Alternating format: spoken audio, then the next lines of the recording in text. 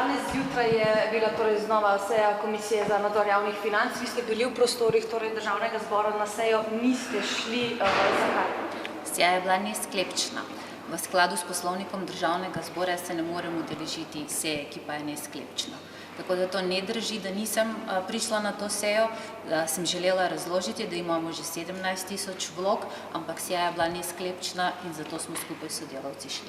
Ampak najprej ste se upravičili, da vas na sejo ne bo zaradi neodložljivih obveznosti. Mogoče kaj se je zgodilo do tega, da ste danes dejansko prišli, kako ste vedeli, da bo seja nesklepčna? Nisem vedela, da bo seja nesklepčna. Sem vse svoje ostale obveznosti uredila na takšen način, da sem lahko prišla na sejo in kot rečeno sem želela pojasniti vse. Glede na to, da je seja nesklepčna, pa se žal skladno s poslovnikom takšnih sej ne morem udeleževati.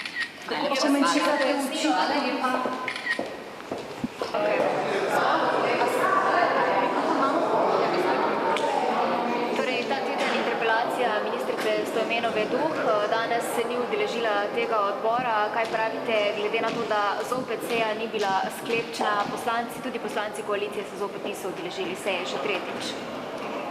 Ja, kot smo že večkrat dejali, te seje Komisije za nadzor javnih financ so po naši oceni neka politična farsa. To, kar počne predsednik, je zgolj, dajmo reči temu, uvertura v interpelacijo, ki prihaja, tako da dajmo počakati do petka, takrat se bo odvila razprava in mislim, da bo teh 11 ur dovolj časa za to tematiko. Ste se že odločili, kako boste glasovali proti ministrici oziroma za ministrico Stojmenovo Duh? Kot rečeno, vprašanje na interpelacije je, ali se ministrico razreši. Poslanke in poslanci Levice ne bomo rušili ministrice, to je tudi zelo jasen dogovor v koalicijski pogodbi, tako da iz tega vidika je jasno, da interpelacije ne bomo podprli. Kot rečeno, interpelacije ne bomo podprli. Pa ima ministrica vašo podporo lahko še? Nima ali ne?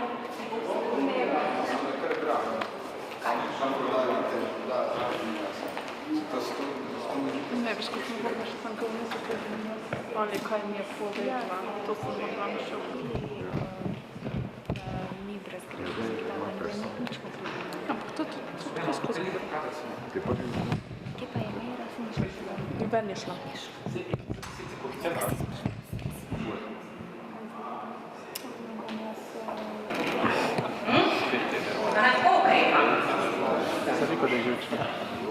Rekli ste mi, da naj ukrepam. Kako pa naj ukrepam? Ministrica vas je tukaj slišala, tukaj ni mesto. Boste dobil postopkovno, ko bom končala.